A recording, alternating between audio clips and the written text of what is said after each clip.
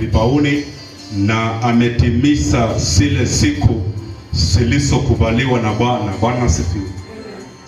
Na niko na mambo chache nitazungumza. Inasema ya kwamba kisha hizo siku za kutakazwa kwake zitakapotimia, kwa ajili ya mtoto wa kiume au kwa ajili ya mtoto wa kike, ataleta mwana kondoo wa mwaka mmoja kuwa sadaka ya kuteketezwa, na kinda la njiwa au ua wawili kuwa sadaka ya dhambi. Awalete malangoni pa hema ya kukutania na kumpa kuhani, na yeye atawasongea na atawasongeza mbele za Bwana na kufanya upatanisho kwa ajili yake, naye atatakazika. Bwana asifiwe.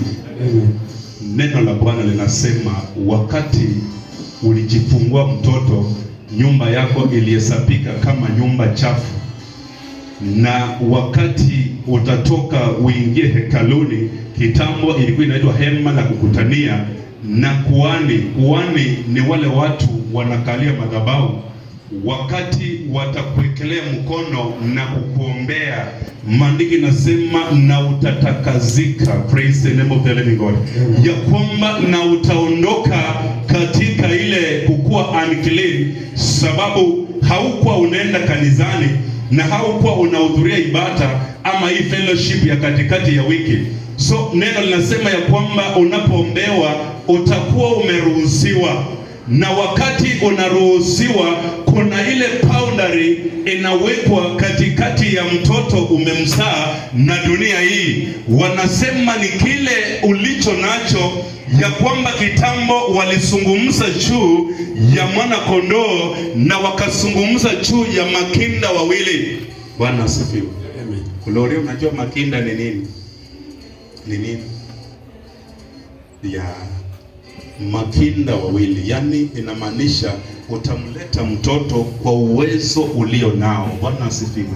Kwa uwezo ulio nao, ama mshomoro. Mshomoro ni tule ndege duduko twenye tunauzwa peni moja, na utamleta madhabahuni, na wamesema kuhani atapokea kama mali yake huyo mwanamke haimtu mwana kondoo. Hapo ndipo atakapochukua ua wawili au makinda mawili ya njiwa, mmoja kuwa sadaka ya kuteketezwa na wa pili kuwa sadaka ya dhambi, naye kuhani atafanya upatanisho kwa ajili yake, naye atakuwa safi. Bwana asifiwe. Wakati unaambiwa pepa kitu upeleke madhabahuni, watu wanasema ya kwamba hao ni walaji, lakini maandiko inasema ya kwamba na utatakazika na utakuwa safi. Ile itakuletea purification. Praise the name of the living God. Amen. Na inasiti kusema ya kwamba kisha zilipotimia siku za kutakasika kwao, kama ilivyo torati ya Musa, walikwenda naye hata Yerusalemi wamweke kwa Bwana. Ndipo mumemleta blessing Abigail ili tukamweke kwa Bwana, si hivyo? Anaitwa blessing Abigail Omondi. Maandiko inasema ya kwamba walimpeleka mpaka Yerusalemi ili wamweke kwa Bwana. Na sababu ya mtoto kuombewa kanisani ni kumaanisha wakati wowote anapopitia changamoto, neno la Mungu lasema na madhabahu itasungumuza. Wakati wanataka kutuma attack, madhabahu itaoppose. Praise the name of the living God. Amen. Ya kwamba wakati minuko inainuka, nayo madhabahu ya Ebeneza inaoppose, sababu mlimuleta na akawekwa wakifu na watumishi wa Bwana na ukatakazika. Sababu wanasema ya kwamba na watamuleta kwa Bwana na atawekwa wakifu. Kwa hivyo atufanyi mambo yetu, na maandiko inasema jinsi torati ya Musa ilivyosema, kama ilivyoandika katika sheria ya Bwana, wakatoa na sadaka kama ilivyonenwa katika sheria ya Bwana, huwa wawili au makinda ya njiwa wawili. Na tazama, pale Yerusalemu palikuwa na mtu jina lake. Sasa wale ni makuhani na ni watu ambao wametimiza. Kwa hivyo nataka mlete mtoto Pastor Tobias, uje ukashike kipaza sauti ili tukamalizie. Na nataka uangalie hapa hii kitu isichomoke. Tunataka tuende, maandiko inasema ya kwamba na hata silipotimia siku aliitwa shina lake. Si dada yangu Anyang'wa nani Charity, umemaliza siku zaidi ya 40, si ndio? Na neno la Bwana linasema silipotimia siku aliitwa jina lake Blessing Abigail Omondi. Aliitwa jina lake Yesu na ameitwa jina lake Blessing Abigail Omondi kama alivyoitwa na malaika kabla hajachukuliwa mimba. Kwa hivyo haya ni majina ambayo Bwana aliandaa katika ulimwengu wa roho, na akajua atakubariki na mtoto msichana, na utamwita kwa jina lake Abigail, Blessing Abigail Omondi.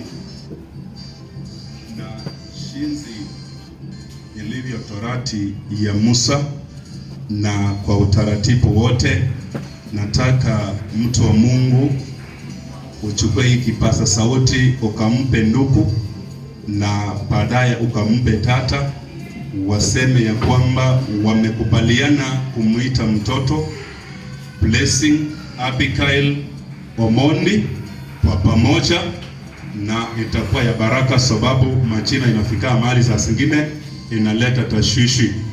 Hata mama yake Yesu na baba yake majina ilifanya Yusufu akapikwa na kutoongea. Kwa hivyo nitaanza na ndugu yangu Omondi, na nakuuliza mbele ya madhabahu na watumishi wa Mungu ya kwamba, je, mmekubaliana na dada yangu Charity mtoto aitwe Blessing Abigail Omondi? Wewe kama baba unaweza sema ndio ama la. Ndio. Amen, asante. Dada yangu Charity, haya majina ya Blessing Omondi, Abigail Omondi ni majina mmekubaliana ama haujakubali? Mmekubaliana. Basi wakatoa na sadaka kama ilivyonenwa katika sheria ya Bwana, huwa wawili au makinda ya njiwa wawili.